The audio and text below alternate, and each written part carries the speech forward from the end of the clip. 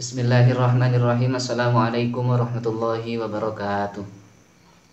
Ila hadratin nabiyil mustafa sayyidina Muhammad rasulullah sallallahu alaihi wasallam wa alihi wa sahbihi wa alihi wa barakatuh. Sallallahu alaihi wasallam wa alihi Al-Fatihah. A'udzu billahi minasyaitonir rajim. Bismillahirrahmanirrahim. Alhamdulillahi rabbil alamin arrahmanir rahim maliki yaumiddin.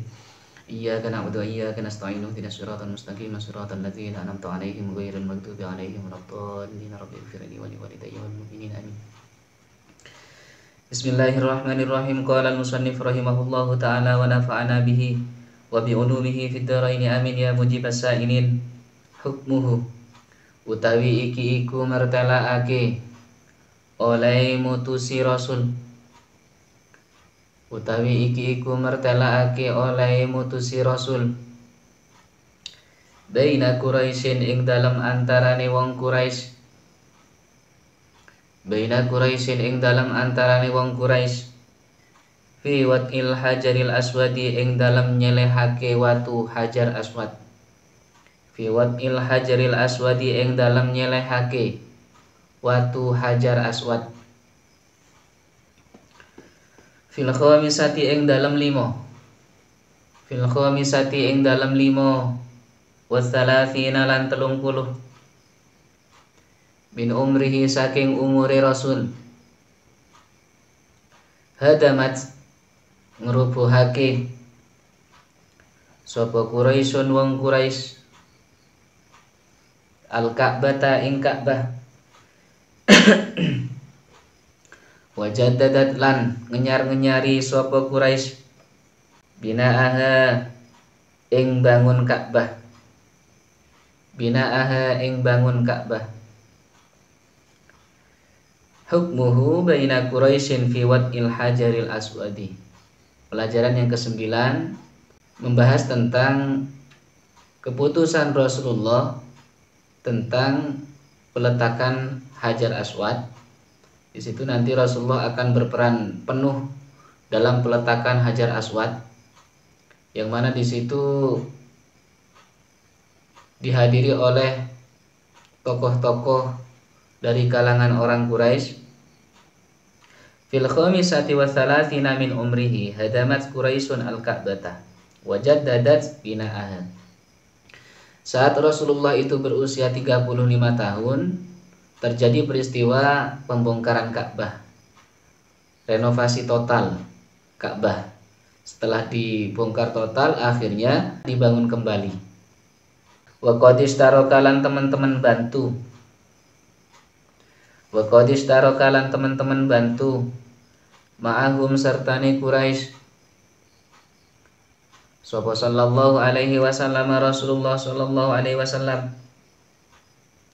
fi binaiha ing dalam bangun Ka'bah, fi binaiha ing dalam bangun Ka'bah. Wa kana lan ono sapa rasul, wa kana lan ono sapa rasul iku yahmilu ngangkat sapa rasul al hijarata ing watu ma'a asyrafi Quraisyin sertane luweh mulya-mulyane wong Quraisy, ma'a asyrafi Quraisyin sertane luweh mulya-mulyane wong Quraisy. Wa ma'ahu lan iku sertane rasul ammuhu utawi pamane rasul, ammuhu utawi pamane rasul al-Abbas rupane Abbas.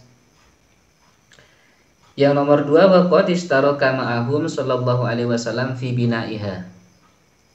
Rasulullah saat renovasi penuh Ka'bah, Rasulullah ikut serta, ikut membantu merenovasi Ka'bah. Wa kana yahmilul hijarata ma'a asyrafi Quraisyin. Dan Rasulullah juga ikut mengangkat batu yang akan dipergunakan untuk bangunan Ka'bah bersama dengan tokoh-tokoh dari suku Quraisy. Wa ma'ahu ammuhul Abbasu, dan pamannya Rasulullah yang bernama Abbas juga ikut serta dalam merenovasi Ka'bah. Waqtalafat lan peto-peto sapa Quraisyun wong Quraisy fiman ing dalem wong yadau kang nyeleh sapa man al hajarul aswada ing hajar aswad makanahu ing dalem gone hajar aswad. Tsumma tafaku nuli sepakat sapa Quraisy ala ayyakuna ing atas yen to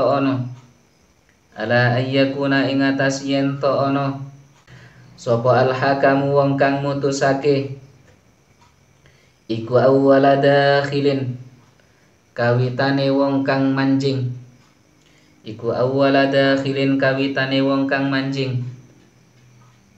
manjing itu masuk minal masjidi saking masjid. Yang nomor 3, waqtalafat Quraisyun fi man yada'ul hajarul aswada makanahu. Saat bangunan sudah hampir selesai, terjadilah perbedaan di antara orang Quraisy dalam masalah peletakan hajar aswad. Jadi orang-orang Quraisy di situ berbeda pendapat tentang siapa yang berhak atau siapa yang pantas untuk meletakkan hajar aswad pada tempatnya. Tsumma tafaqu ala ayyakuna al-hakamu awwala dakhilin minal masjid. Kemudian seluruh orang Quraisy itu tadi sepakat bahwa siapa saja nanti yang masuk ke masjid lebih dulu saat akan melaksanakan sholat, itulah yang pantas untuk meletakkan hajar aswad pada tempatnya. Ternyata orang yang pertama kali masuk masjid itu adalah Rasulullah. Maka dari itu orang-orang Quraisy sepakat bahwa orang yang berhak dan yang pantas untuk meletakkan hajar aswad pada tempatnya itu adalah Rasulullah. Semuanya sepakat. Fakana moko ono iku awwala dakhilin kawitane wong kang manjing sapa ar-rasulu sapa Rasulullah fafarihat moko bunga sapa Quraisyun wong Quraisy bihi kelawan Rasul. Wa qalu lan ngucap sapa Quraisy radina ing pengucap radina ridho sapa kita bil amini kelawan Rasul kang kena den percaya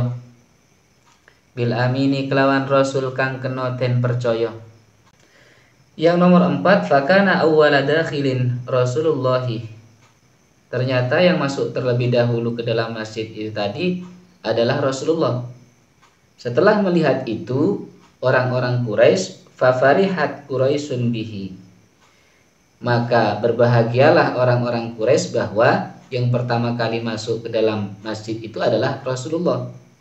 Wa qalu radina bil amini. Kalau Rasulullah yang memberi keputusan untuk meletakkan hajar aswad pada tempatnya, itu sangat pantas. Fawado'a moko nyelehake sapa Rasul al-hajara ing hajar aswad, al-hajara ing watu. Hajar itu artinya batu, aswad itu hitam, batu hitam. Firidain ing dalam selendang. Bahasa kita selendang. Ya, yang dipakai Rasulullah ya biasanya surban. Wa talaba lan makon sapa Rasul mingkuli ra'isin saking saben-saben pemimpin. Mingkuli ra'isin saking saben-saben pemimpin. Ayyum sika ing yen to nyekel sapa ra'is Ayum sika ing yen to nyekel sapa rais bitorofin kelawan pucuk minar rida saking selendang. Summa amarahum nuli perintah sapa rasul ing Quraisy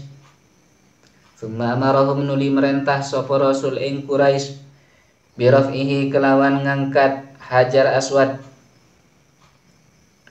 Falamma wasalu moko ing dalam semangsane tumeka sapa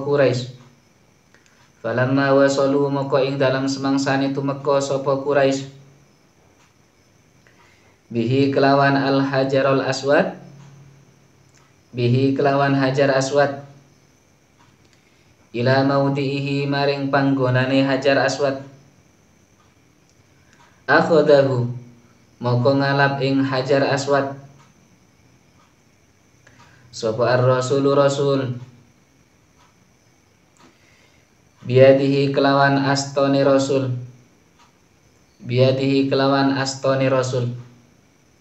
Asto itu tangan, bahasa kromo inggilnya tangan, asto. Wa wada'ahu lan nyelehake sapa rasul ing hajar aswad.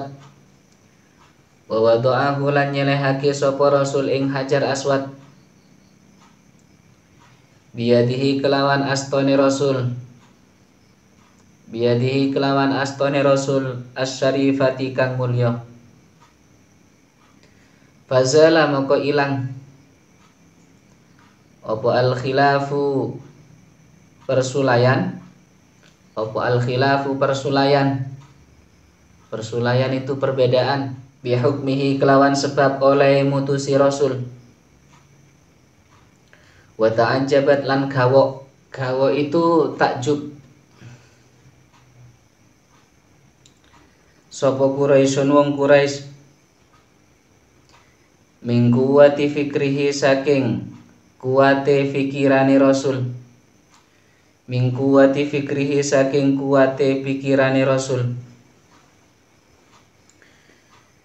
Yang kelima, fawadu'al hajara fi ridain.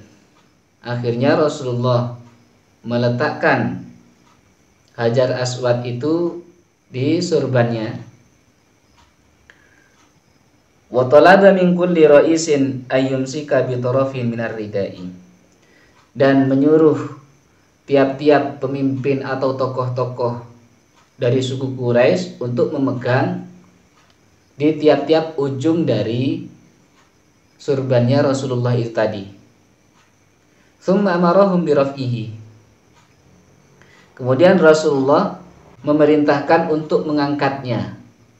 Hajar aswad itu tadi diletakkan di surbannya Rasulullah. Setelah diletakkan di situ, ujung dari surbannya Rasulullah ini dipegang oleh tiap-tiap pemimpin suku Quraisy. Setelah itu, barulah oleh Rasulullah disuruh untuk angkat surban itu tadi. Falamma wasalu bihi ila maudhihi akhadahu rasulu biyadihi. Setelah sampai ke tempatnya, ke tempat hajar aswad mau diletakkan, akhirnya Rasulullah mengambilnya dan mengangkatnya itu dengan menggunakan tangannya, tangan beliau. Wa wada'ahu biyadihi syarifati. Dan setelah diambil, diangkat, kemudian diletakkanlah di tempat hajar aswad itu berada. Fazalal khilafu bihukmihi. Lalu hilanglah perbedaan di antara orang-orang Quraisy. Jadi orang-orang Quraisy itu menjadi lega karena dari tiap-tiap tokoh itu diikut sertakan untuk mengangkat hajar aswad. Karena Rasulullah itu sangat bijaksana. Wa ta'ajjabat Quraisyun min quwwati fikrihi. Dan orang-orang Quraisy itu sama-sama takjub kepada Rasulullah atas kekuatan pikiran beliau. Kok punya ide seperti itu? Sehingga perbedaan yang terjadi pada suku Quraisy tadi bisa hilang. Karena seluruh tokoh itu sama-sama mengangkat hajar aswad. Wallahu a'lam bishawab. Hanya itu saja dari saya dan semoga bermanfaat. Saya akhiri, wassalamualaikum warahmatullahi wabarakatuh.